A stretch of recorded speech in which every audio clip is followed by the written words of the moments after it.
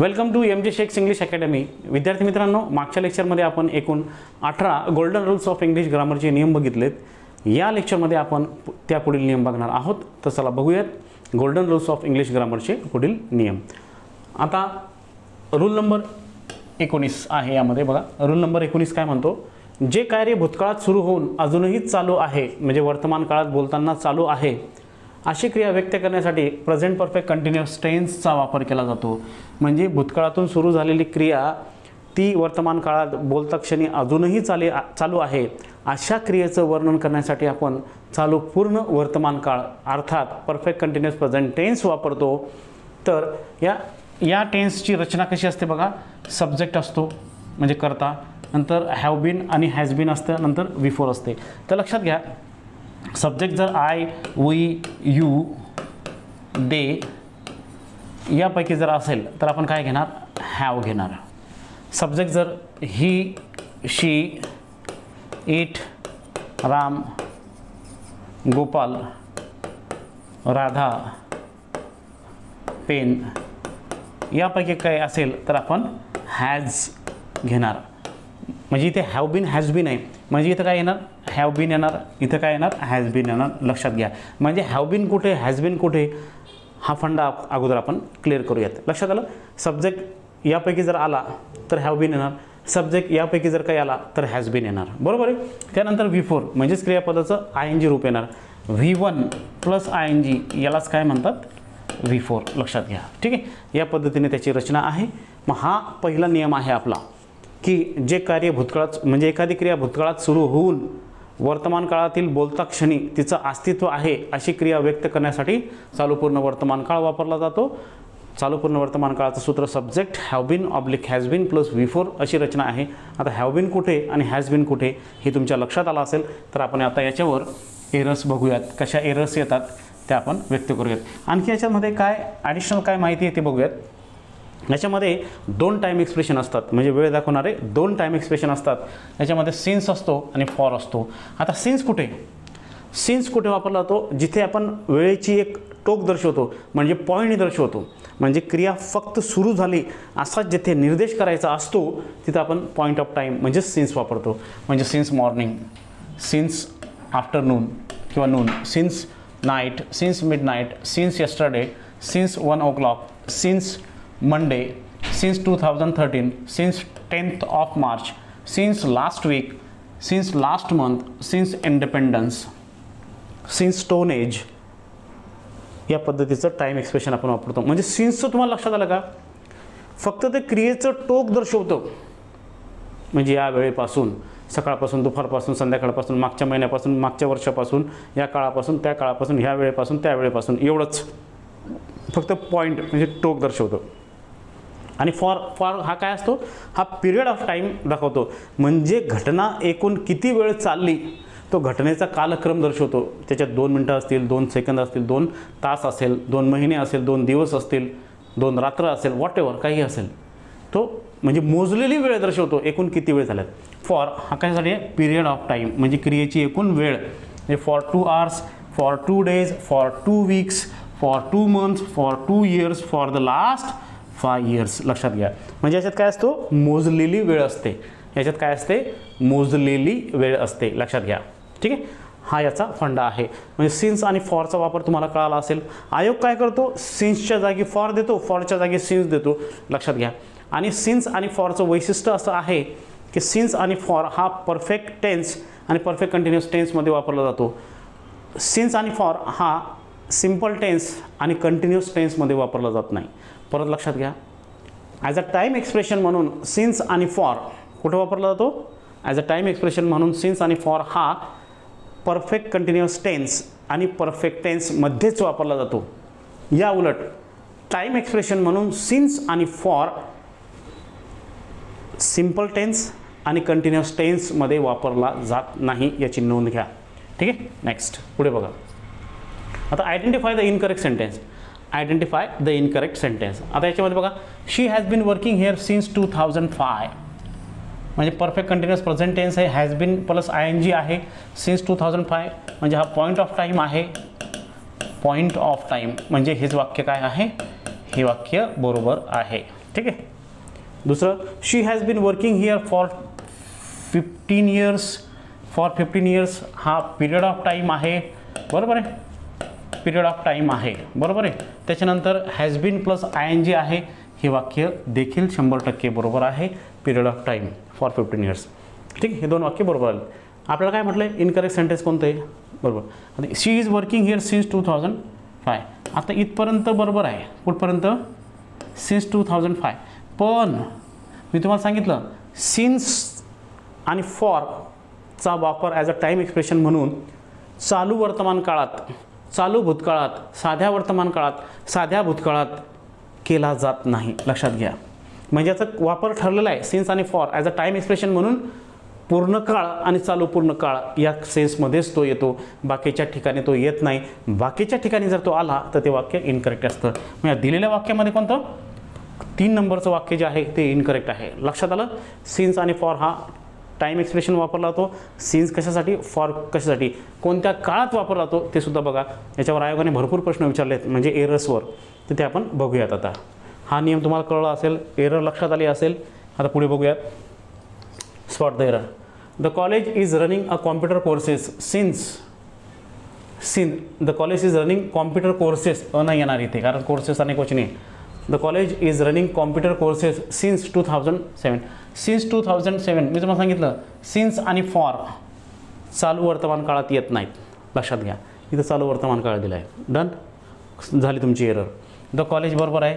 Is running computer courses, बरं का, हे रॉंग आहे.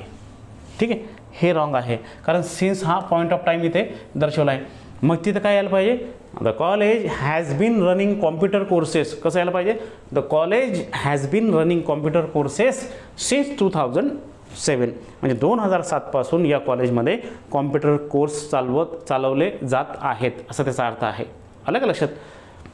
ठीक आहे. मग चालू वर्तमान काळात काय वापरता येत नाही, सिन्स किंवा फॉर वापरता येत नाहीत. लक्षात घ्या. ठीक आहे, कारण सिन्स आणि फॉर वापरण्याचं काय म्हणजे हा क्रम केव्हा असतो, म्हणजे का वापरला जात नाही, भूतकाळातून सुरू झालेली क्रिया वर्तमान काळात बोलता क्षणी चालू असते. म्हणजे अर्धी क्रिया पूर्ण असते, अर्धी चालू असते. आणि कंटिन्युअस प्रेझेंट कुठे वापरला जातो, ॲट द टाईम ऑफ, म्हणजे जेव्हा at the time of speaking बोलता क्षणी एखादी क्रिया चालू असते तेव्हाच वापरला जातो. हाच फरक आहे सिन्स आणि फॉरमध्ये. लक्षात घ्या. म्हणून चालू वर्तमान काळात तो वापरला जात नाही. क्रियेमध्ये फरक आहे. परफेक्ट कंटिन्युअस प्रेझेंट का वापरला जातो त्याचं जर समजलं तुम्ही मराठीत डेफिनेशन तर तुम्हाला लक्षात येईल इथे कसं चूक आहे ते. डन. नेक्स्ट पुढचं वाक्य बघा.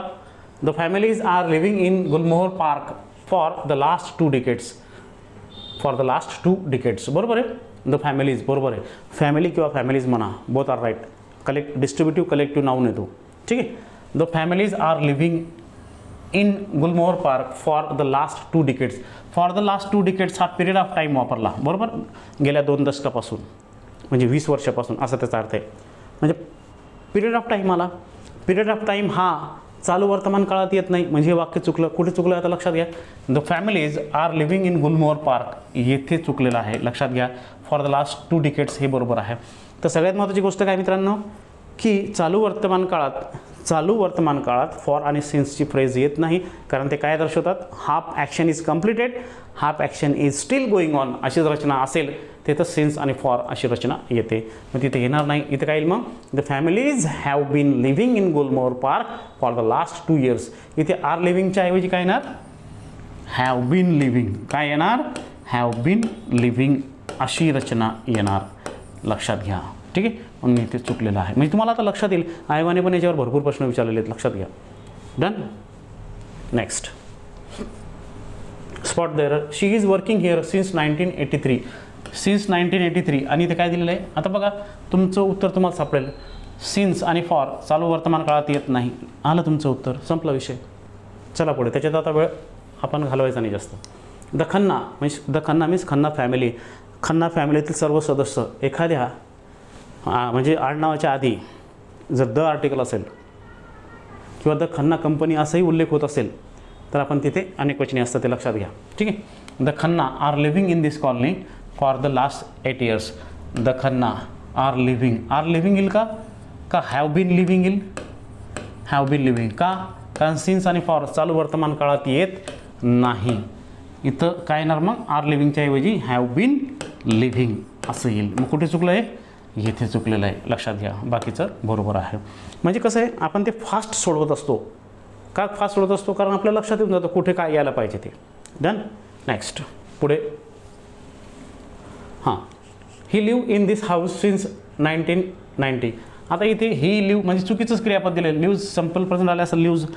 आणि मी तुम्हाला सांगितलं simple present, simple past, continuous present, continuous पास्टमध्ये सिन्स आणि फॉर येत नाही. लक्षात आलं. तुम्हाला लक्षात आलं असेल इथे एस पाहिजे. कर इन दिस हाऊस सिन्स 19. ही लिव्हच्या ऐवजी ती काय पाहिजे, ही हॅज बीन लिव्हिंग असं पाहिजे. ही हॅज बीन लिव्हिंग असं पाहिजे. He has been living in this house since 1990. आलं का लक्षात. साध्या वर्तमान काळात देखील सिन्स आणि फॉर येत नाहीत.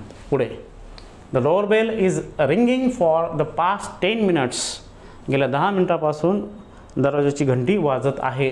आता इथं लक्षात घ्या, इज रिंगिंग नाही येणार, इथं काय येणार, द डोअर बेल आहे म्हणजेच हॅज बीन रिंगिंग येणार. काय येणार, हॅज बीन रिंगिंग येणार की चालू वर्तमान. असंच दिलं तर बरं का परीक्षेला. राज्यसेवा 2019ला पण असं याच्यावर प्रश्न होता, कोणतं वाक्य याच्यामध्ये बरोबर आहे. आता याच्यात बघा, इज रिंगिंग इथं काय पाहिजे, हॅज बीन रिंगिंग पाहिजे. लक्षात घ्या. इज रिंगिंगच्या ऐवजी काय पाहिजे, हॅज बीन रिंगिंग पाहिजे. लक्षात घ्या. ठीक आहे. इथं बरोबर आहे. मी चुकलं कुठे, येथे चुकलं आहे. म्हणजे तुमच्या लक्षात आलं असेल हॅव बीनचा हॅज बीनचा संबंध काय आहे, तो परफेक्ट कंटिन्युअस प्रेझेंटसोबत आहे. तर परफेक्ट कंटिन्युअस प्रेझेंट आणि परफेक्ट प्रेझेंटमध्ये टाईम एक्सप्रेशन म्हणून फॉर आणि सिन्स येतो. तो चालू वर्तमान काळात, चालू भूतकाळात, साध्या वर्तमान काळात, साध्या भूतकाळात येत नाही. याची नोंद घ्या. नेक्स्ट पुढचं. We are trying to find out the root cause of this recurring problem for 4 days. आता इथेच आपली मिस्टेक आहे. बरोबर, शोधूया. आता वी आर ट्राईंग, आता इथे we are trying to find out the root cause of this recurring problem for 4 days. आता वी आर ट्राईंगच्या ऐवजी काय पाहिजे, वी हॅव बीन पाहिजे. वी हॅव बीन ट्राईंग असं पाहिजे इथे. लक्षात घ्या. म्हणजे पहिल्या सेक्शनमध्येच काय रॉंग आहे.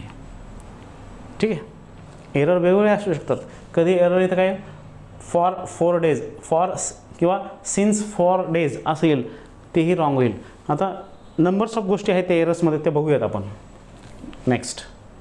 The clients are waiting outside since morning and will continue to wait until you meet them. ठीक आहे. आता कुठे मिस्टेक आहे बघा, वाक्य पूर्ण वाचलं. The clients are waiting. इथे क्लायंट्स आर वेटिंग येईल का, आर वेटिंग येईल का, नाही. इथे काय येईल, फक्त आरच्या ठिकाणी काय येईल, हॅव बीन वेटिंग. कारण अनेक वचनी ना क्लायंट्स, म्हणजे इथे चुकलं आहे. बाकीचं सगळं बरोबर आहे. लक्षात घ्या. तुम्हाला एकदा लक्षात आलं की सिन्स आणि फॉर कुठे वापरला जातो आणि आपल्याला एरर्स म्हणून कोणते कोणते टेन्स दिले जातात ते बघायचं. ठीक. नेक्स्ट. आता बघा, आयोगाने याच्यावर कसे प्रश्न विचारलेले आहे बघा. चूज द करेक्ट सेंटेन्स याच्यावर आलं आहे बघा. We have lived in this village since 1987. वाक्य बरोबर आहे. मी तुम्हाला सांगितलं सिन्स आणि फॉर हा टाईम एक्सप्रेशन परफेक्ट टेन्स आणि perfect present tense, perfect continuous present टेन्समध्ये वापरला जातो. म्हणजे 1987 पासून या घरात आम्ही राहत आलेलो आहोत असा त्याचा अर्थ होतो. ठीक आहे.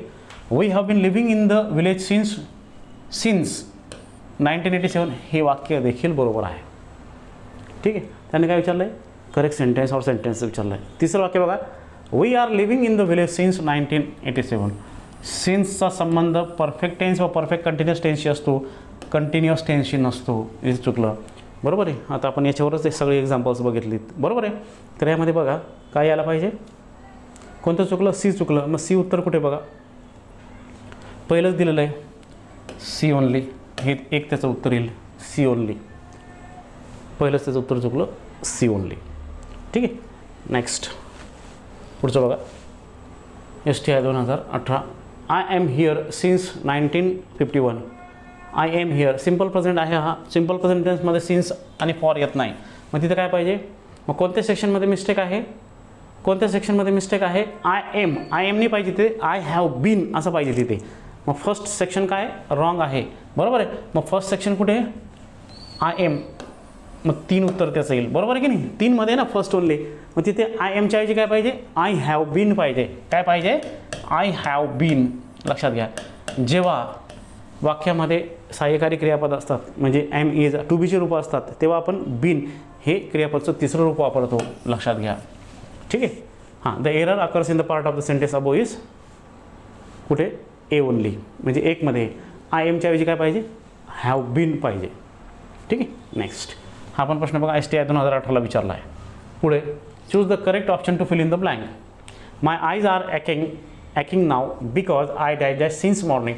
सिन्सचा संबंध आला आहे, म्हणजे तुम्हाला लक्षात आला असेल, सिन्सचा संबंध आला ते तर एक तर परफेक्ट प्रेझेंट पाहिजे, एक परफेक्ट कंटिन्युअस प्रेझेंट पाहिजे. मग बघा, म्हणजे पहिल्या एखाद्या घटनेचा परिणाम जर दुसऱ्या घटनेवर होत असेल ॲक्शनचा, तर तिथे डोळे झाकून परफेक्ट कंटिन्युअस प्रेझेंट टेन्स येतो. सिन्समध्ये ॲम रिडिंग येत नाही, बरोबर आहे. आता ऑलरेडी ते कंटिन्युअस आहे, ते इकडे पण कंटिन्युअसच यायला पाहिजे. लक्षात घ्या, कारण परिणाम आहे ना, मी तुम्हाला सांगितलं, म्हणजे एका घटनेचा जर दुसऱ्या घटनेवर परिणाम होत असेल आणि पहिली घटना जर कंटिन्युअस प्रेझेंट असेल, तर दुसरी घटना ही परफेक्ट कंटिन्युअस प्रेझेंट टेन्समध्ये असते. लक्षात घ्या. इथे काय येईल मग, हॅव बीन रिडिंग येईल, हे येणार नाही, हे येणार नाही. माय आयज आर एकिंग नाव. आता माझे डोळे दुखत आहेत, कारण I have been reading since morning. मी सकाळपासून वाचत आलेलं आहे, म्हणून माझे डोळे आता दुखत आहेत. म्हणजे एका घटनेचा परिणाम दुसऱ्या घटनेवर झाला, त्यावेळेस रचना कशी असते, continuous present plus perfect continuous present अशी रचना असते. लक्षात घ्या. ठीक आहे. Next, find out the correct sentence of present perfect continuous tense. Direct तिथे विचारलं आहे. आता प्रेझेंट परफेक्ट कंटिन्युअस टेन्सचं विचारायचं आहे तुम्हाला, म्हणजे विचारलं आहे तुम्हाला. त्याच्यात आता प्रॉपर फॉर्म्युला आपल्याला व्यवस्थित लक्षात यायला पाहिजे. करता बघायचा, करत्यानंतर सहाय्यकारी क्रियापद कोणती यायची. आता याचं सूत्र काय सांगितलं होतं मी तुम्हाला, subject plus have been oblique has been plus V4 म्हणजे काय, V1 प्लस ING, असा त्याचा फॉर्म्युला आहे. मग याच्यात बघा, I have been waiting for guest since morning. I have been waiting for guest since morning हे वाक्य बरोबर आहे. बघूया आपण सगळे वाक्य बघूया. आपल्याला काय विचारलं आहे, प्रेझेंट परफेक्ट कंटिन्युअस टेन्स, बरोबर. दुसरं वाक्य बघा, I had been waiting for guest since morning. Had been perfect continuous प्रेझेंटमध्ये येत नाही, त्याच्यामुळे चुकलं. आपला फॉर्म्युला काय, हॅव बीन किंवा हॅज बीन. ठीक आहे. आता हॅव बीन कुठे तुम्हाला सांगितलं आहे, I have, we have, you have, ठीक आहे ना. They have. हॅज कुठे, he has, she has, it has, Ram has, Gopal has, Radha has. ठीक आहे. आय हॅड, आता परफेक्ट कंटिन्युअस प्रेझेंटमध्ये हॅड बिंग अशी रचनाच येत नाही, सोडून दे त्याला. ठीक आहे. आपला फॉर्म्युला इथे कॉन्सन्ट्रेट करायचं. डायरेक्ट विचारलं आपलं टेन्स. पुढे आयला हॅज येत नाही, आयला हॅव येतो, त्याच्यामुळे हे वाक्य देखील चुकलं. मग आपलं पहिलंच उत्तर बरोबर आलं आहे, बरोबर. पहिलंच उत्तर बरोबर आलं आपलं कोणतं, I have been waiting for guest since morning, हे त्याचं उत्तर आहे. आणि हाच दिलेल्या 4 पर्यायामध्ये परफेक्ट कंटिन्युअस प्रेझेंट टेन्सचा योग्य उत्तर आहे. ठीक आहे. Next, choose the correct alternative to fill in the blanks in the given sentence. आता याच्यात बघा 2 वाक्य आहेत, 2 ठिकाणी रिकाम्या जागा आपल्याला भरायच्या आहेत. बघा, ज्यावेळेस वाक्यात मेनी टाईम्स असेल, many Times, for the first time, for the second time अशी रचना असेल, डोळे झाकून परफेक्ट प्रेझेंट टेन्स लिहायचं. ठीक आहे. आणि जर वाक्यात काय असेल, पिरियड ऑफ टाईम किंवा पॉईंट ऑफ टाईम दिलेला असेल, तर तिथे आपण काय वापरतो, परफेक्ट कंटिन्युअस प्रेझेंट. आता इथं I have spoken to him on the subject many times. Many times आला ना, डोळे झाकून परफेक्ट प्रेझेंट. इथं काय येणार, आय हॅव स्पोकन. ठीक आहे. आय हॅव स्पोकन, बरोबर. I digest speaking to him for 10 minutes. Period of time आहे, बरोबर आहे. मग काय येईल, म्हणजे गेल्या काय म्हणतो मी 10 मिनिटापासून मी त्याच्याशी बोलत आलेलो आहे, म्हणजेच काय, आय हॅव बीन. इथं काय पाहिजे, आय हॅव बीन, बरोबर आहे. आता हॅव स्पोकन ऑलरेडी इथं दिलेलं आहे. हॅव आणि हॅव बीन जिथे असेल ते तुमचं उत्तर असेल. हॅव आणि हॅव बीन जिथे असेल तिथे तुमचं उत्तर असेल. I have spoken to him on the subject many Times.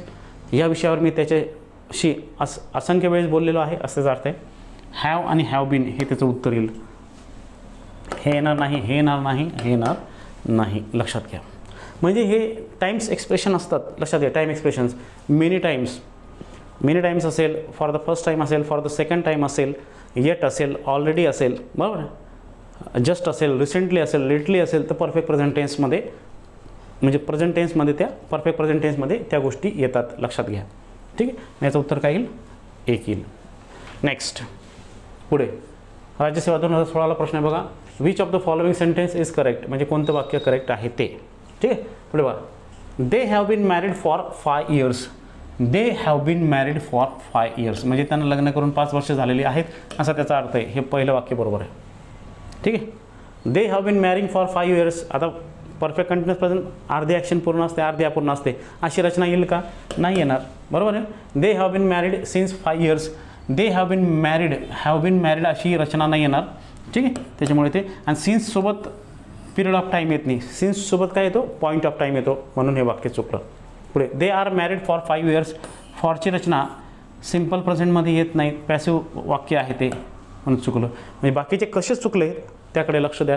याच्यात कोणतं वाक्य? एकच वाक्य बरोबर आहे, 1 नंबरचं वाक्य याच्यात बरोबर आहे, म्हणून त्याचं उत्तर आलं 1. या दिलेल्या 4 पर्यायापैकी फक्त पहिला पर्याय 1 नंबरचा ते वाक्य बरोबर आहे. नेक्स्ट डिपार्टमेंटल PSI 2016मध्ये विचारलं आहे परत वाक्य बघा. Fill in the blank with appropriate tense form. म्हणजे विचारलं काय आपल्याला? योग्य भरा. हा तिथे काय दिलं आहे? 10 o'clock in the morning अशी रचना असेल तर डोळे झाकून आपण काय करायचं? परफेक्ट कंटिन्युअस प्रेझेंट भरायचा. He dash dash since 8 o'clock in the morning. मग काय येईल? काय येईल इथे? डोळे झाकून परफेक्ट कंटिन्युअस प्रेझेंटची रचना. He has been sleeping since 8 o'clock in the morning. आलं का लक्षात? हे बाकीचं काहीच बघा. हे बघा तुम्हाला सांगतो, इज स्लीपिंग वॉज स्लीपिंग तर येत नाही, चालू वर्तमान काळ चालू भूतकाळात येत नाही, परफेक्ट पास्टमध्ये सुद्धा तो येत नाही. आलं का लक्षात? सिन्स पॉईंट ऑफ टाईम काय येईल? Has been sleeping. म्हणजे एकदम सोपं असतं. तुम्ही जर नियमाला व्यवस्थित बघत गेलात ना मित्रांनो, जे एकदा तुम्हाला नियम कळला, त्याच्यातली एरर कळली, मग आयोग कसाही प्रश्न विचारू देत आपल्याला चटकन त्याचं उत्तर येतं. कन्फ्यूज व्हायचं कामच नाही याच्यामध्ये. फक्त प्रत्येक टेन्सची जर डेफिनेशन तुम्ही व्यवस्थित लक्षात घेतली तर मला नाही वाटत तुमचं उत्तर चुकेल. ठीक आहे ना. नेक्स्ट पुढे बघा. MES 2016ला प्रश्न विचारला आहे. काय प्रश्न बघा. The following sentence has an error. बरोबर आहे. Correct it by choosing an appropriate alternative. म्हणजे योग्य पर्याय निवडून ती चूक दुरुस्त करा, असा त्याचा अर्थ आहे. She is sitting in the library since 3 o'clock. आता बघा, आता सिन्स 3 o'clock, आता मी तुम्हाला सांगितलं होतं की चालू वर्तमान काळात सिन्स आणि फॉर वापरला जात नाही. सिन्स 3 o'clock हा जर टाईम एक्सप्रेशन इथे दिला आहे तर त्याचा काळ कोणता पाहिजे? परफेक्ट कंटिन्युअस प्रेझेंट पाहिजे. आताच मागे बघितलं आपण. ठीक आहे. मग येईल शी वॉज सिटिंग. गेला पूर्ण वाचूच ना, काहीच गरज नाही. हॅड बीन सिटिंग काहीच गरज नाही वाचायची, लक्षात घ्या. She has been sitting in the library since 3 o'clock. Has been sitting आहे, बरोबर आहे. म्हणजे हे तिसरा पर्याय बरोबर. She is sitting in the library since 3 o'clock. तेच वाक्य आलं परत इथं येणार नाही, बरोबर. फॉरसोबत 3 o'clock रचना येत नाही, फॉरसोबत पिरियड ऑफ टाईम येतो. मग 3 नंबरचं वाक्य कसं बरोबर आलं? त्याचा फॉर्म्युला काय आहे? सिन्स आणि फॉरची फ्रेज कुठे येते हे आपल्या लक्षात आलं असेल. 3 नंबरचं वाक्य कसं बरोबर आहे हे तुमच्या लक्षात आलं असेल, म्हणजेच या प्रश्नाचं उत्तर आलं 3. MES 2016ला हा प्रश्न विचारला होता महाराष्ट्र इंजिनिअरिंग सर्व्हिसला. तर लक्षात घ्या, आपल्याला एकदा त्या नियमाचं स्ट्रक्चर लक्षात आलं की तो कसा युटिलाइज करायचा. नियम करत बसण्यापेक्षा प्रॉपरली युटिलाइज कसं करायचं, सिन्स आणि फॉरची जागा कुठे आहे, ते कोणत्या काळात येतात हे जर आपल्याला फिक्स माहीत असेल, आपलं माइंडसेट असेल, तर प्रश्न चुकूच शकत नाही, गॅरंटी आहे. पुढचं बघा. डिपार्टमेंटल STI 2014ला विचारला आहे परत प्रश्न. कोणता आहे बघा. Which of the following statement is oblique are grammatically correct. म्हणजे कोणतं वाक्य बरोबर आहे ते आपण बघूयात आता. I leave for office in the next 10 minutes. वाक्य बरोबर आहे. He is having many books in this personal library. He is having many books in his personal library. आता शिकलो आपण अगोदरच्या लेक्चर, पोझिशन दाखवायचं असेल तर तिथं हॅव्हिंग नाही वापरत, हॅव किंवा हॅज वापरतात. हिला हॅज येणार. इज हॅव्हिंगच्या ऐवजी काय येणार इथे? हॅज. हे वाक्य चुकलं आहे. She has met her sons teacher she has met her sons teacher yesterday. Yesterday म्हणजे सिम्पल पास्टचा उल्लेख होतो, मग इथे हॅज मेट नाही येणार, फक्त मेट येईल, लक्षात घ्या. She met her sons teacher yesterday अशी रचना पाहिजे. Yesterday, ago, some time ago, a while ago, last night, last month, last year अशी जर टाईम एक्सप्रेशन असतील किंवा अशी ॲडव्हर्बियल्स असतील तर ते साध्या भूतकाळात येतात, लक्षात घ्या. ठीक आहे. म्हणजे हे वाक्य देखील चूक आहे, बरोबर. दुसरा त्याचं चुकलं. They have been living in Mumbai since. आता they have been living in Mumbai since 15 years. आता इथे लक्षात आहे सिन्स 15 इयर्स, बरोबर आहे. हा पिरियड ऑफ टाईम आहे. पिरियड ऑफ टाईमला आपण फॉर वापरतो, सिन्स वापरत नाही, म्हणजे हे वाक्य देखील चुकलं. तुम्हाला सांगितलं होतं ना, सिन्सच्या ऐवजी फॉर पण येतो, फॉरच्या ऐवजी सिन्स पण देतात, बरोबर आहे. मग याच्यातलं कोणतं आहे, याच्यातलं कोणतं आहे, एकच वाक्य बरोबर आलं, बरोबर आहे. याच्यातलं फक्त एकच वाक्य बरोबर आलं, कोणतं, I leave for office in the next 10 minutes, म्हणजे भविष्यकालीन घटना ज्या अजून घडायच्या आहेत, फिक्स प्लॅन आहे. तर सिम्पल प्रेझेंटमध्ये सुद्धा आपण अशी रचना वापरू शकतो. ही रचना बरोबर आहे, बरोबर. तर कोणतं उत्तर बरोबर आलं याचं, फक्त पहिलं उत्तर याचं बरोबर आलं, लक्षात घ्या. हे कसे चुकलेत लक्षात आलं, ठीक आहे ना. पुढचं बघा. मग आता इथे दिलेलं आहे बघा, म्हणजे पर्याय विचारले आहेत बघा. मग ओन्ली एज बरोबर आहे ना, बाकीचे चुकलेत सगळे. त्यांनी काय विचारलं होतं, करेक्ट विचारलं होतं ना, ग्रॅमॅटिकली करेक्ट विचारलं होतं. पहिलंच करेक्ट आहे ए, त्याचं उत्तर काय आलं, ओन्ली ए, ठीक आहे. नेक्स्ट. आता विद्यार्थी मित्रांनो, हा जो नियम क्रमांक 19 होता, हा तुम्हाला व्यवस्थित लक्षात आला असेल अशी अपेक्षा करतो आणि पुढचा नियम घेतो. आता बघा, कारण ईच अँड एव्हरी रूल हा इज मोस्ट इम्पॉर्टंट, लक्षात घ्या.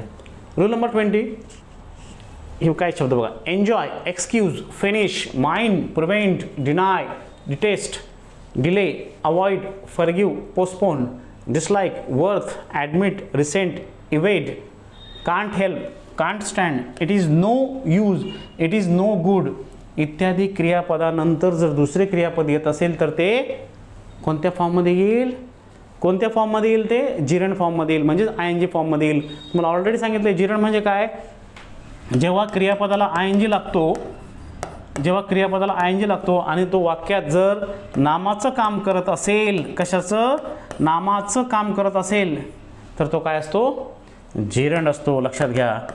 जिरंड हा सब्जेक्ट आणि ऑब्जेक्टचं काम करत असतो, लक्षात घ्या मित्रांनो, ठीक आहे. मग लक्षात आलं. परत एकदा काय नियम वाचतो मी, लक्ष द्या. Enjoy, excuse, finish, mind, prevent, deny, detest, delay, avoid, forgive, postpone, dislike, worth, admit, resent, evade, can't help, can't stand, it is no use, it is no good इत्यादी क्रियापदानंतर जर दुसरे क्रियापद येत असेल, तुम्हाला परीक्षेत जर रिकामी जागा भरायला दिली असेल, याच्यानंतर या क्रियापदानंतर काय येईल, तर डोळे झाकून तिथे काय लिहायचा, जिरंड. काय यायचा, जिरंड. लक्षात आला नियम. तर बघूयात सगळे क्रियापद बघा. एन्जॉय, मी तिसऱ्यांदा वाचतोय, enjoy, excuse, finish, mind, prevent, deny. आता माइंडवर येतो बरं का, माइंडवर प्रश्न आलेला आहे, डिनायवर पण आलेला आहे, प्रिव्हेंटवर पण आलेला आहे, एन्जॉयवर पण आलेला आहे, बरोबर आहे, पोस्टपोनवर आलेला आहे, लक्षात घ्या. तर बघूयात आपण, म्हणजे ह्या SSC वगैरे इतर परीक्षेमध्ये जास्त प्रकार असा विचारला जातो जिरंडचा. आपल्याकडे काही जास्त विचारत नाहीत, पण तरी आपला अभ्यास असायला पाहिजे व्यवस्थित. कारण तुम्ही एक परीक्षेचा अभ्यास करत असताना तुम्ही इतर परीक्षा देखील देत असतात. मग हा आपला कोर्स नुसता MPSC आणि इतर परीक्षेसाठी सुद्धा तुम्ही त्याचं युटिलाइज करू शकतात, लक्षात घ्या. फॉरगिव्ह, पोस्टपोन, डिसलाइक, वर्थ, वर्थवर विचारलं आहे बघा. आता रिसेंटली आला होता 2019मध्ये, 2022मध्ये, आता रिसेंटली कंबाईन्सीला. Use, it is no good इत्यादी क्रियापदानंतर जर दुसरे क्रियापद येत असेल तर ते ING जिरंड फॉर्ममध्ये येईल, लक्षात घ्यायला, ठीक आहे. बघा, it is no use crying over spilled milk, it is no use, no use नंतर काय आला, जिरंड आला. I dislike watching movies, dislike या क्रियापदानंतर काय आला, जिरंड आला. This course is worth doing, worth नंतर काय आला, डुईंग आला. Worth reading, worth watching, worth playing, म्हणजे च्या लायक असा त्याचा अर्थ असतो. He denied stealing my watch, deny नंतर ING आला. He has postpone going there, postpone नंतर काय आला, जिरंड आला. लक्षात घ्या, म्हणजे कसा त्याचा क्रम लावायचा हे तुमच्या लक्षात येईल. म्हणजे डिसलाईक सांगितला होता आपण, वर्थ सांगितला होता, डिनाय सांगितला होता, पोस्टपोन सांगितला होता. पुढे I always enjoy talking, enjoy नंतर बघा जिरंड आला आहे. आय एन्जॉय प्लेईंग, एन्जॉय नंतर जिरंड आला आहे. We should avoid playing, avoid नंतर काय आला, इथे अंडरलाईन होऊन गेली दोघांना. अवॉइड नंतर जिरंड आला आहे. Would you mind opening the window, mind नंतर ओपनिंग आलेलं लक्षात घ्या. इथं पण अंडरलाईन दोघांना होऊन गेली, फक्त ओपनिंगला आपल्याला करायची होती, लक्षात घ्या. हे तुम्हाला करेक्शन करून दिलं जाईल. नेक्स्ट, पुढे. आता हे दोन एकदा व्यवस्थित वाचा, म्हणजे तुमच्या लक्षात येईल, त्याचा सेन्स तुमच्या लक्षात येईल की तिथे काय आवश्यक आहे ते, ठीक आहे. पुढे नेक्स्ट बघा. मग आता this car is not worth repair, no error. आता this car is not worth नंतर ING येतं, इथं काय येईल मग रिपेअरिंग, काय येईल रिपेअरिंग. लक्षात घ्या, वर्थ नंतर काय पाहिजे रिपेअरिंग पाहिजे, जिरंड पाहिजे. ठीक आहे, कुठे चुकलं आहे मग येथे, बाकीचं हे सगळं बरोबर आहे, येथे चुकलं आहे फक्त. लक्षात आलं. ते क्रियापद जरी लक्षात ठेवलं त्याच्यानंतर जिरंड येतो, म्हणजे हे बघा इथं असा बॉक्स दिला जाईल, हे लक्षात घ्या. परीक्षेत पण हाच प्रकार असतो, वेगवेगळ्या प्रकार असतं. कधी कधी सरळ वाक्य तुम्हाला असतं, पण तुम्हाला जर माहीत पडलं याच्यानंतर जिरंड येतो, V1 येत नाही. पुढे Anita told me that she would not mind नंतर काय येतो जिरंड येतो, पण काय आलं आहे पुढे स्टँड आला आहे, stand and eating lunch, no error. आता एरर बघा मग, अनिता टोल्ड मी दॅट इथपर्यंत बरोबर, शी वुड नॉट माइंड हे पण बरोबर. स्टँडच्या ऐवजी काय स्टँडिंग, काय पाहिजे स्टँडिंग, इथं चुकलं. मग कुठे चुकलं आपलं C मध्ये चुकलं. लक्षात आलं, कारण माइंड नंतर ING येतो. ठीक आहे, नेक्स्ट पुढे she does not mind visit her uncle though he does not treat her well. लक्षात, इथे परत आला आहे काय माइंड आला आहे. आता खाली वाक्य बघूया, शी डज नॉट माइंड इथपर्यंत बरोबर आहे. व्हिजिट हर अंकल दो, व्हिजिट माइंड नंतर काय येतो जिरंड येईल, इथं काय येईल व्हिजिटिंग, काय येणार व्हिजिटिंग. ठीक आहे, हे बरोबर आहे, मग इथं चुकलं आपल्याला. म्हणजे हे एकदा तुम्हाला जर माहीत राहिलं ना विद्यार्थी मित्रांनो, परीक्षेत खूप इझी जातं आपल्याला या गोष्टी. तुम्ही फक्त अभ्यास काय करता, फक्त सरळ पुस्तकं वाचतात, पण प्रॉपर युटिलाइज कसं करायचं, कोणता नियम कुठे अप्लाय होतो, नंतर एकदा नियम तुम्हाला माहीत झाल्यानंतर नियमांची काहीच गरज पडत नाही. शिकण्यासाठी ते नियम असतात, एकदा माहीत झालं तर त्याची गरज पडत नाही. लक्षात घ्या. Next, you should avoid to travel in the rush hour, no error.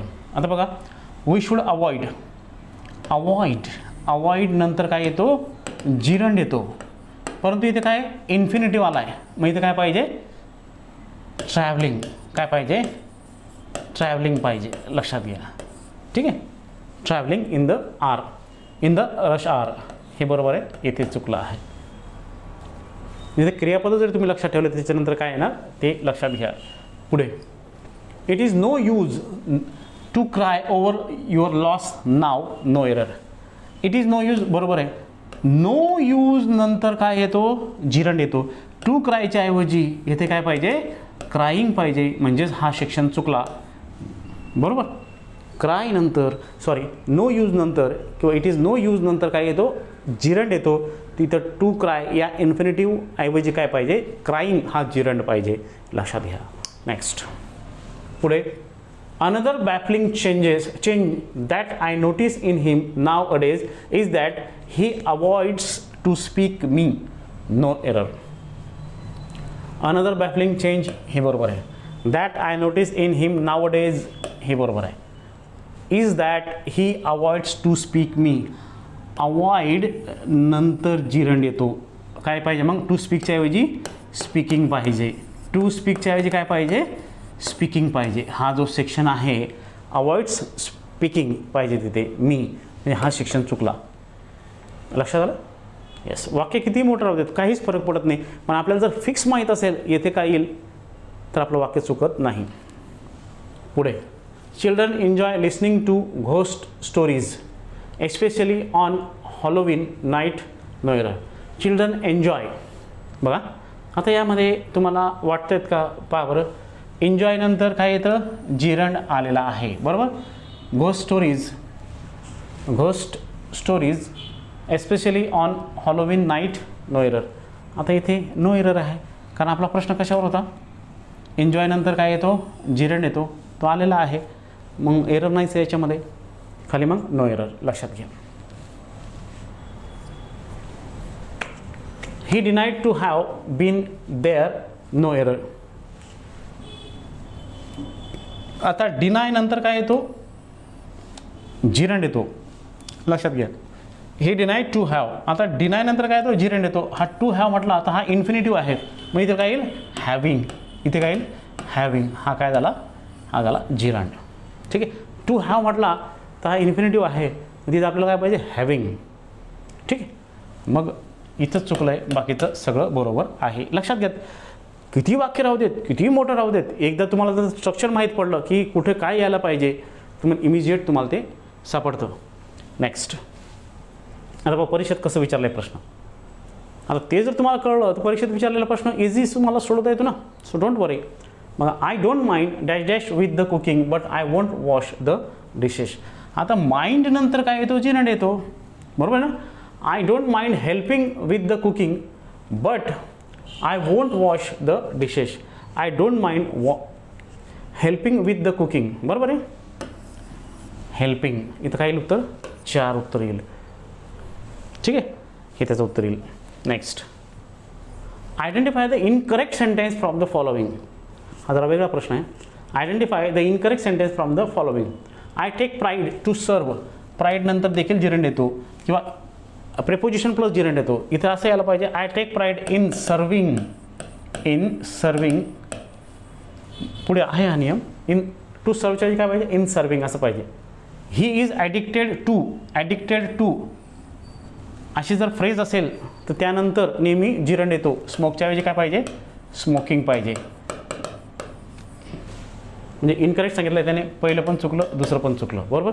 You are fortunate in having an intelligent and obedient son. You are fortunate in having, बरोबर आहे. फॉर्च्युनेट इन जिरंड, बरोबर आहे, बरोबर आहे. An intelligent and obedient son हे वाक्य बरोबर आहे.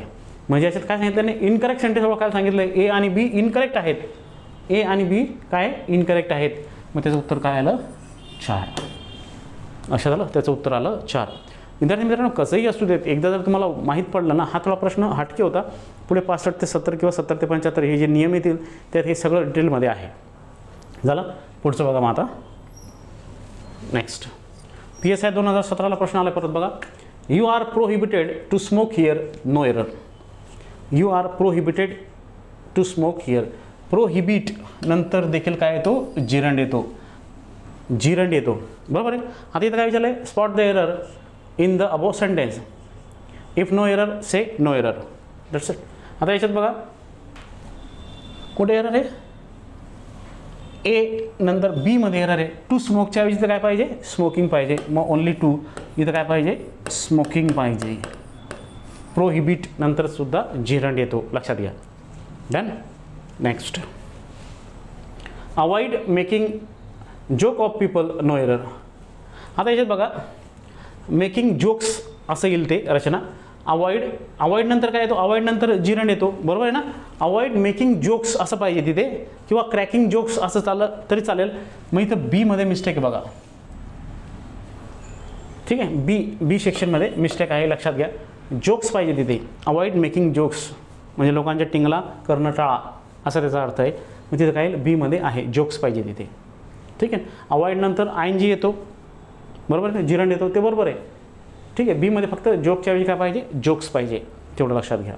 ठीक आहे. नेक्स्ट, आता विद्यार्थी मित्रांनो 20वा नियम तुम्ही बघितला, तो कशावर होता, दिलेले क्रियापद आणि त्याच्यानंतर जिरंड येतो. कोणती क्रियापद होती, जिरंड आपण घेतला, त्याच्यावर एरर्स बघितले आणि आयोगाने विचारलेले प्रश्न देखील आपण त्याच्यावर बघितलेत. आता पुढील नियम आहे बघा, रूल नंबर 21. रूल नंबर 21 काय म्हणतो बघा, मेक अँड वॉच या क्रियापदानंतर ॲक्टिव्ह व्हॉईसमध्ये V1 म्हणजे क्रियापदचं पहिलं रूप येतं. या उलट पॅसिव्ह व्हॉईसमध्ये 2 + V1 चा वापर केला जातो. आता मेक आणि वॉच ह्या क्रियापदानंतर काय, ॲक्टिव्ह व्हॉईसमध्ये काय येतो, क्रियापदाचं पहिलं रूप येतं.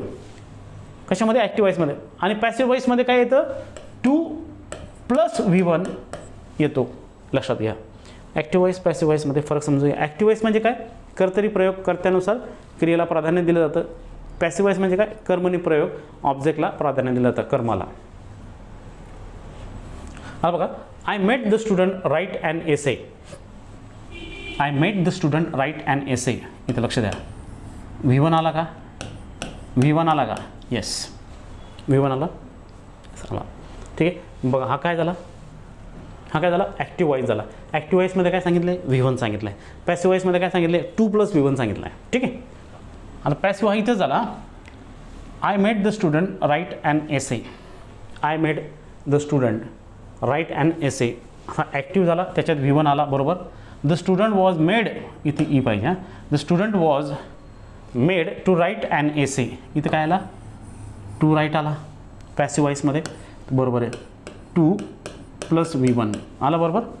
मग हे बरोबर आलं. म्हणजे लक्षात आलं का तुम्हाला ॲक्टिव्ह वॉईस आणि पॅसिव्ह वॉईस ते आपण सेपरेट बघणारच आहोत. पण ॲक्टिव्ह वॉईस कसा ओळखायचा, पॅसिव्ह वॉईस कसा ओळखायचा याचा पण मी तुम्हाला चार्ट देणार आहे, लक्षात घ्या. ठीक आहे. इथला नियम काय होता, मेक अँड वॉच या क्रियापदानंतर ॲक्टिव्ह वॉईसमध्ये काय येतो, V1 येतो, पण पॅसिव्हमध्ये काय येतो 2 + V1 येतो. याची एक नोंद घ्या, हा एररचा भाग असतो मित्रांनो, लक्षात घ्या. ठीक आहे.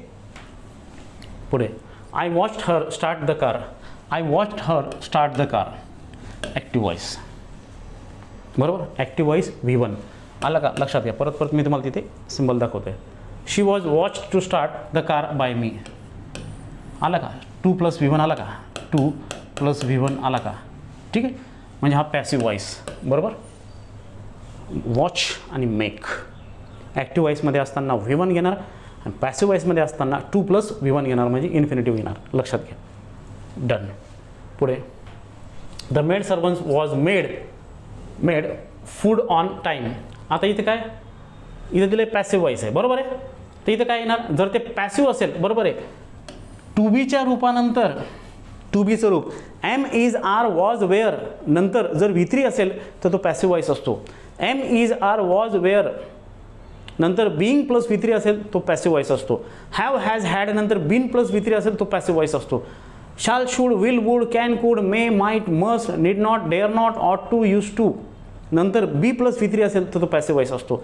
Have to, has to, had to, shall have to, should have to, will have to, would have to नंतर जर बी + V3 असेल तो पॅसिव्ह असतो. लक्षात, शुड हॅव, कुड have, would have, will have, shall have, may have, might have, need not have, ऑट to have नंतर been + V3 असेल तर तो पॅसिव्ह असतो. लक्षात आलं. बघूयात मग. तर यामध्ये बघा, the made servant was made. आता पॅसिव्ह वॉईसमध्ये काय यायला पाहिजे, मग 2 + V1 यायला पाहिजे. मग 2 + V1 कुठे, इथे आहे, हे त्याचं उत्तर येईल. ठीक आहे ना. पॅसिव्हची रचना इथे काय, am is are was were + made + watch + 2 + V1 पॅसिव्हची रचना आहे. म्हणजे काय सांगितलं आहे त्यांनी, जर पुढे am is are was were आला, बरोबर आहे, त्याच्यात परत मेड हा क्रियापद आला किंवा इथं असं करायला पाहिजे होतं, वॉच हा आला तर ती रचना काय पाहिजे, 2 + V1 पाहिजे. म्हणजे इथं 2 + V1 येईल, काय येईल, टू कुक. आला का लक्षात. मागे बघितलं ना, मागे जाऊयात आपण. काय काय म्हटलंय बघा, काय म्हटलंय, काय म्हटलंय बघा एकदा व्यवस्थित, म्हणजे तुमच्या लक्षात येईल.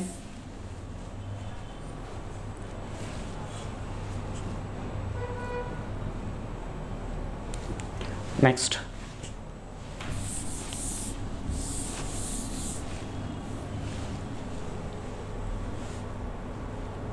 डन.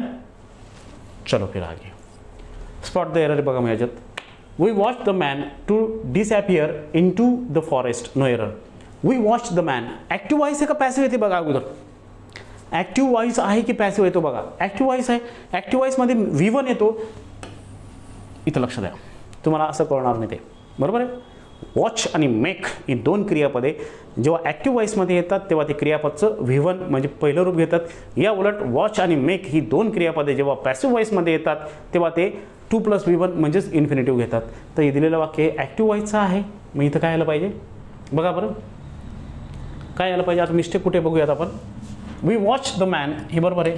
टू डिसअपियर, टू डिसअपियरच्या ऐवजी फक्त काय पाहिजे, येते डिसअपियर पाहिजे. काय पाहिजे, डिसअपियर पाहिजे. म्हणजे येथे चुकलं आहे, बरोबर, येथे बरोबर आहे. डन, हे लक्षात घ्या. नेक्स्ट, दिलेलं वाक्य ॲक्टिव्हचं आहे का पॅसिव्हचं आहे ते डिसाईड करा अगोदर. नंतर 2 + V1 की विदाऊट V1, विदाऊट 2 लक्षात घ्या. I made him to do all the work. No error. आता इथे टू डू कडे लक्ष द्या, बरोबर. हा ॲक्टिव्ह वॉईस आहे का पॅसिव्ह वॉईस आहे.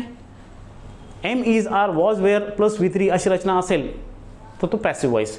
एम इज आर नंतर जर V3 आलेला नसेल तर ती पॅसिव्ह वॉईसची रचना नाही. किंवा साधे क्रियापद आलेले असेल तर ती पॅसिव्ह वॉईसची ॲक्टिव्ह वॉईस आहे. म्हणजे टू डू पाहिजे का फक्त डू पाहिजे, फक्त डू पाहिजे. I made him to do नाही, इथे काय पाहिजे, डू.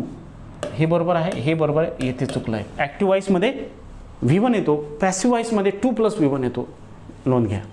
नेक्स्ट, पुढे I watched him to cross the road. No error. Active voice आहे, मग टू क्रॉस पाहिजे का फक्त क्रॉस पाहिजे. I watched him to cross नाही, फक्त cross. I watch him cross the road किंवा I watch him crossing the road असंही चालतं. इथं काय पाहिजे, फक्त क्रॉस पाहिजे, टू क्रॉस नाही. लक्षात घ्या, I watched him cross the road अशी रचना येईल. ठीक आहे, हे बरोबर आहे, येथे चुकलं आहे. लक्षात घ्या, तो एक छोटा नियम होता, परंतु त्याच्यावर प्रश्न आयोग विचारतो बरं का. एररमध्ये 4 वाक्य देतो आणि त्याच्यात एक प्रकारचं एक असं वाक्य जर टाकलं तर तुम्हाला असं वाटतं ते वाक्य बरोबर आहे आणि त्या एक वाक्यामुळे मित्रांनो तुमचे 4ही वाक्य चुकतात. लक्षात घ्या, ते तुमचं उत्तरच चुकतं. त्यामुळे पुढे I made my friend to study hard for the examination. दिलेलं वाक्य ॲक्टिव्ह व्हायचं आहे, मग इथं टू स्टडी पाहिजे का स्टडी पाहिजे फक्त? ऑब्व्हियसली तेथे फक्त स्टडी पाहिजे. मग बघा, आय मेड माय फ्रेंड बरोबर आहे, to study hard, to study नाही, ओनली स्टडी. का? कारण दिलेलं वाक्य काय आहे, ॲक्टिव्ह व्हॉइस आहे, त्यामध्ये आपण मेड हे पॉझिटिव्ह वर्ब वापरलं आहे. लक्षात घ्या. ठीक आहे, मग येथे चुकलेलं आहे, बाकीचं बरोबर आहे. Done. Next, spot the error. When Anil was not able to show his ticket, the conductor made him to buy one. The conductor made him to buy one. बरोबर आहे, इथं लक्षात घ्या, ॲक्टिव्ह व्हॉइस आहे. When Anil was not able to show his ticket, the conductor made him to buy. To buy च्या ऐवजी फक्त इथे काय पाहिजे, बाय पाहिजे. म्हणजे येथे चुकलंय. लक्षात घ्या, बाकीचं बरोबर आहे. म्हणजे इझिली तुम्ही त्या गोष्टी टॅकल करू शकता जर तुम्हाला तो प्रॉपर नियम माहीत पडला आणि त्याला कसं युटिलाइज करायचं, तर हे सहज इझी होऊन जातं तुमच्यासाठी. नेक्स्ट, पुढे स्पॉट देअर बघा पुढचं. My mother made the servant to complete the work. वाक्य कसं आहे, ॲक्टिव्ह व्हायचं आहे. लक्षात घ्या, मग माय मदर मेड इथपर्यंत बरोबर आहे. The servant to complete the work. आता इथं लक्षात घ्या, टू कम्प्लीट खरं तर इथे टाकायला पाहिजे होता, कारण क्रियापदच्या आधी, म्हणजे हा टू जर आपण येथे ठेवला तर इथे चूक आहे. लक्षात घ्या, कारण क्रियापदच्या आधीच तो टू यायला पाहिजे ना, बरोबर आहे की नाही. टू कम्प्लीट नाही पाहिजे, फक्त काय पाहिजे, येथे काय पाहिजे, कम्प्लीट पाहिजे. किंवा सपोज काय पाहिजे, फक्त कम्प्लीट पाहिजे. लक्षात घ्या. ठीक आहे, किंवा हा टू जर असं टू इथं जर आहे तर टूमध्ये आपण मिस्टेक समजू शकतो, बरोबर आहे. पण हा जर टू येथे ठेवला, कारण तो क्रियापदात जवळ असायला पाहिजे इन्फिनिटिव्ह म्हणून, तर तो आपण सी गृहीत धरू शकतो. नंतर इथं जरी म्हटलं तरी इथे मिस्टेक असू शकते, बरोबर आहे. तर टू कम्प्लीटच्या ऐवजी काय पाहिजे, फक्त कम्प्लीट पाहिजे. Keep in mind. नेक्स्ट, पुढे the teacher made the boys to do the sum all over again. The teacher made the boys बरोबर आहे. टू डू द सम दिलेलं वाक्य काय आहे, ॲक्टिव्ह व्हॉइस आहे. मग टू डूच्या ऐवजी फक्त काय पाहिजे, डू पाहिजे. लक्षात आलं, म्हणजे इथे मिस्टेक आहे, बाकीचं सगळं बरोबर आहे. नेक्स्ट, पुढे he made me to do all the work, no error. परत झालं काय, टू डू नाही पाहिजे, फक्त काय पाहिजे, डू पाहिजे. लक्षात घ्या, रिपीट झालं वाटतं ते. नेक्स्ट, पुढचं बघा. The cruel lady made her stepdaughter to do all the household chores. Chores म्हणजे घरगुती कामं, नो एरर. आता इथं बघा, द क्रुएल लेडी मेड इथपर्यंत बरोबर आलं, वाक्य ॲक्टिव्ह व्हॉइसमध्ये आहे. हर स्टेप डॉटर टू डूच्या ऐवजी ते काय पाहिजे, फक्त डू पाहिजे. म्हणजे इथे मिस्टेक आली, बाकीचं सगळं बरोबर आहे. डन. नेक्स्ट, आता यामध्ये आयोगाने विचारलेले प्रश्न आहेत का, ठीक आहे, आपण बघूयात. नेक्स्ट नसलं मी टाकून देतो. आता याच्यामध्ये बघा, रूल नंबर 22 आहे आपला. रूल नंबर 22 काय म्हणतो बघूयात. It is time, it is high time, it is right time, it is about time इत्यादी रचनेनंतर सिम्पल पास्ट टेन्स येतो. खरं तर हा अनरियल पास्ट टेन्सचा भाग असतो. बोलताना आपण सिम्पल प्रेझेंट टेन्स वापरतो, परंतु लिहिताना आपण सिम्पल पास्ट टेन्स घेतो. आता हा अनरियल पास्ट टेन्सचा प्रकार आहे. आपण तर it is time to go there असं म्हणतो. इथे कशी रचना केली जाते, it is time plus subject plus V2 अशी रचना केली जाते. हा त्याच्यातला फरक आहे. This type of structure shows unreality of past tense. आलं लक्षात, म्हणजे अनरियल सेंटेन्सेस असतात, अनरियल कंडिशन्स असतात, त्या प्रकारचा हा रूल आहे. लक्षात घ्या. बघा मग काय येतो, याच्यानंतर काय येतो, सिम्पल पास्ट टेन्स किंवा V2 येईल. लक्षात घ्या. ठीक आहे, हा नियम व्यवस्थित लक्षात घ्या. पुढे स्पॉट द एररमध्ये बघा, मग आता काय आहे, it is high time you are standing this business said Ram to Mahesh, no error. It is high time, आपण काय म्हटलं, it is time, it is about time, it is high time, it is real time, नंतर काय येणार, subject येऊन V2 येणार. लक्षात घ्या. ठीक आहे, इट इज हाय टाईम बरोबर आहे. You are standing this business, you are starting this business, standing नाही, starting this business said Ram to Mahesh. Starting, you are starting त्याऐवजी काय पाहिजे, यू स्टार्ट. काय पाहिजे, यू स्टार्टेड दिस बिझनेस. नियम काय म्हणतो आपला, it is time, it is high time, it is about time, it is real time, नंतर सब्जेक्ट प्लस V2 अशी रचना पाहिजे. मग येथं चुकलं आहे आपलं, बाकीचं सगळं बरोबर आहे. डन. नेक्स्ट पुढे बघा. It is time you decide on your next course of action. It is time. आता आपण खाली ABCD मध्ये बघूया. It is time you decide, इथे मिस्टेक आहे. It is time you decided पाहिजे, इथे फक्त एक D लावला तो होईल. इथे मिस्टेक आहे, डिसाईडच्या ऐवजी काय पाहिजे, डिसाइडेड पाहिजे. लक्षात आलं, बाकीचं सगळं बरोबर आहे. पटपट आपण ते घेऊ शकतो. नेक्स्ट पुढे. It is time we should have done something useful. No error. It is time we should have, इथे काय पाहिजे, it is time we did something useful असं पाहिजे. ठीक आहे, असं पाहिजे. It is time we did something useful. Should have डनच्या ऐवजी फक्त इथं डीड पाहिजे, लक्षात घ्या. Done. Next. It is high time the government takes effective step against AIDS. No error. असं काय टाकलं यांनी, ठीक आहे, असू देत. It is high time the government टेक्सच्या ऐवजी काय पाहिजे, टूक पाहिजे. काय पाहिजे, टूक पाहिजे. लक्षात घ्या, क्वेश्चनच राहिला तिथे. नेक्स्ट. आता परीक्षेत बघा, परीक्षेत कसा आलेला आहे बघा, परीक्षेत कसा आलेला आहे त्यावर बघूया. Fill in the blank with the appropriate explanation from the following. Combine 2001ला हा प्रश्न विचारला आहे, तोच नियम जो आपण बघितला. It is time, it is time, तर हा नाऊन क्लॉज असतो, लक्षात घ्या. It is time. आता इथं काय यायला पाहिजे, V2 सब्जेक्ट आणि V2 यायला पाहिजे. इट इज टाईम त्याच्यात दॅट इनबिल्ड असतो, लक्षात घ्या. It is time that you went. लक्षात घ्या, याच्यामध्ये व्यक्तीचा संदर्भ येतो म्हणून आपण दॅट यू वेंट असं दिलं आहे संदर्भ आहे. व्हेरिएशन असतील या नियमामध्ये, पण दॅट हा त्याच्यात इनबिल्ड असतो. It is part of noun clause. आलं का लक्षात, ठीक आहे.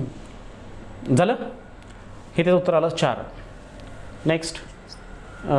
Choose the correct form of work to fill in the blank. It is time he. आता इट इज टाईम नंतर काय येतो, V2 येतो. करता नंतर काय येणार, V2 येणार. मग शूड नाही येणार, कॅन स्टार्ट नाही येणार, मे स्टार्ट नाही येणार, काय येणार, स्टार्टेड. मग याचं उत्तर काय आलं, 4.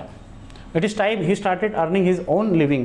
म्हणजे आता योग्य वेळ झाली, त्याने स्वतःची उपजीविका कमवायला सुरुवात केली, असा त्याचा अर्थ आहे. स्वतः पैसे कमवायला सुरुवात केली, तो कमवायला लागला, असा त्याचा अर्थ आहे. नेक्स्ट. तर विद्यार्थी मित्रांनो, हा it is time, it is high time हा नियम तुम्हाला लक्षात आला असेल. तर विद्यार्थी मित्रांनो, इथपर्यंत आपण हे सगळे नियम घेतलेले आहेत. अशी अपेक्षा करतो का हे लेक्चर तुम्हाला अतिशय व्यवस्थितपणे समजलं असेल. जर तुम्हाला काही शिकवताना जर माझी घाई होत असेल किंवा तुम्हाला एखादा नियम कळत नसेल तर तुम्ही मला फोन किंवा मेसेज करू शकतात, ठीक आहे. हे लेक्चर तुम्हाला कळलं असेल अशी अपेक्षा करतो आणि हे लेक्चर संपवतो. धन्यवाद.